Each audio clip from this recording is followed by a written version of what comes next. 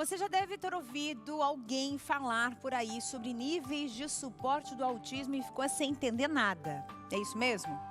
São 3 níveis diferentes. O nível 1 requer apoio, o nível 2 requer apoio substancial e nível 3 requer apoio muito substancial. Mas afinal de contas, o que são, essas explicações? Eu vou conversar agora, vou levar vocês para o Rio de Janeiro, tá? Vamos conversar com a Silvia Kelly Bossi, que é neuropsicopedagoga e especialista no assunto.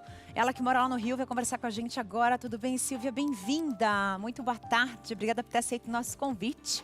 Eu acho que para a gente começar essa conversa, é importante a gente explicar um pouquinho desses níveis, assim, de maneira mais resumida, para que as pessoas possam entender as diferenças e o quanto é necessário o suporte no nível 3, né?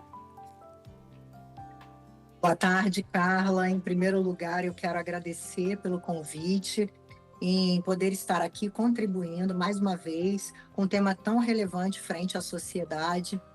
Então, Carla, quando nós falamos atualmente sobre níveis de suporte, o que hoje entendemos como 1, 2 e 3, e que antigamente era descrito leve, moderado e grave.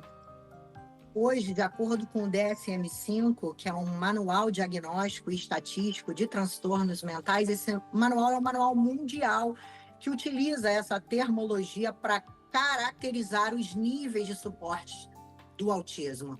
Então, o nível 1 é onde a criança exige ali um suporte. Esse suporte ele é com intermitência, de forma leve, direcionada. Nível 2 é onde esse sujeito ele já necessita de um suporte substancial, ou seja, mais atencional, pontual em determinados aspectos dentro do seu processo de desenvolvimento, seja na linguagem, na área cognitiva, autocuidados.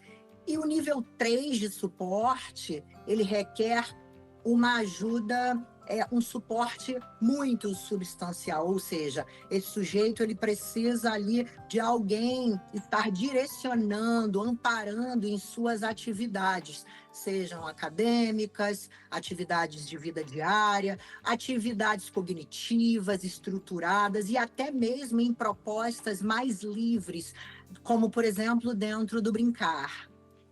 Certo. Agora, uma questão importante. A gente percebe que isso, desde que a questão está instalada na sociedade, né?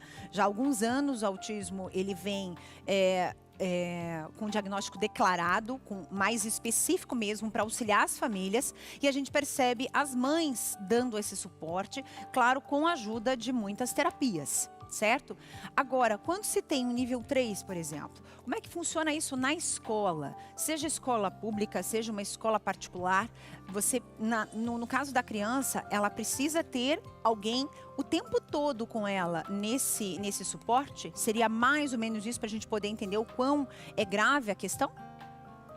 Essa pergunta, e eu entendo que é um debate que ele leva uma reflexão extensa e abrangente. É uma dúvida muito comum, não só pelas famílias, como também pelas instituições educacionais, né? As escolas, principalmente.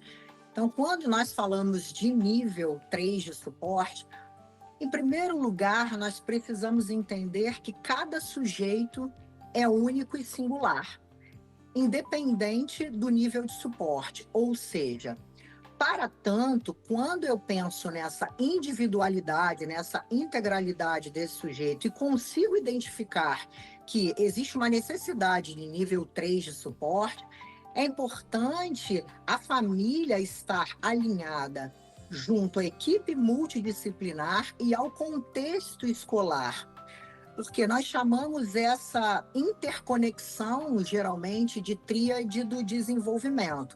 E se todos comungam da mesma ideia, partindo do princípio que essa comunicação assertiva ela vai avançar e contribuir para o desenvolvimento dessa criança, esse eu entendo que seja o primeiro ponto.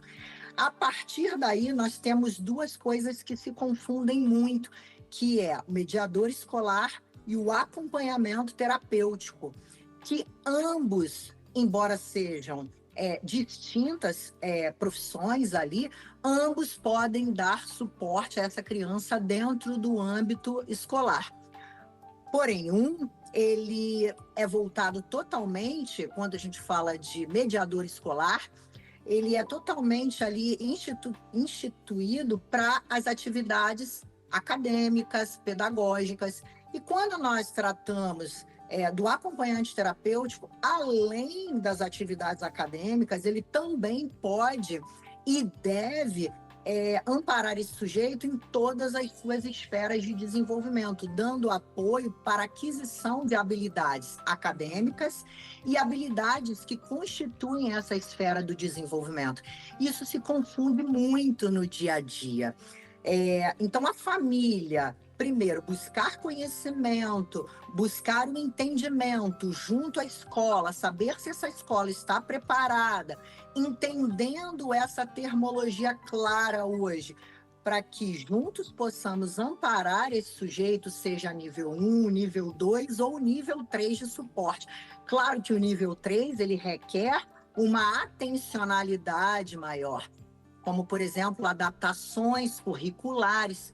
E Sim. é importante também ressaltar que dentro desse espectro, que a gente chama de espectro, esse nível 3, ele pode transitar dentro do espectro, caminhando para o nível 2, que seria sugestivo, dependendo das intervenções, de como ela é feita, sempre compatível com os princípios da instituição, de forma respeitosa com essa criança, com esse adolescente ou com esse sujeito a partir daí. Lembrar que somos seres humanos, né? E que precisamos dessa atenção o máximo possível.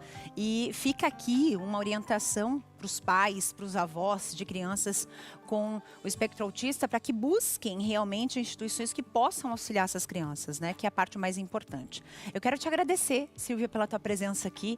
E quando você descer o mapa mais um pouquinho, pode chegar aqui no nosso estúdio para a gente se conhecer pessoalmente, viu? Eu é que agradeço, Carla, mais uma vez. Meu muito obrigado. E eu espero, de fato, ter, de alguma forma, conseguido contribuir com esse tema que fica no meu coração. Tá certo, querida. Muitíssimo obrigada mais uma vez. Um prazer te receber. E obrigada. E você vai ter que voltar outras vezes aqui para a gente entrar mais nesse assunto e fazer essa explicação de maneira bem íntegra. Obrigada, querida. Um beijo. Tchau, tchau. Obrigada. Eu é que agradeço. Será um enorme prazer.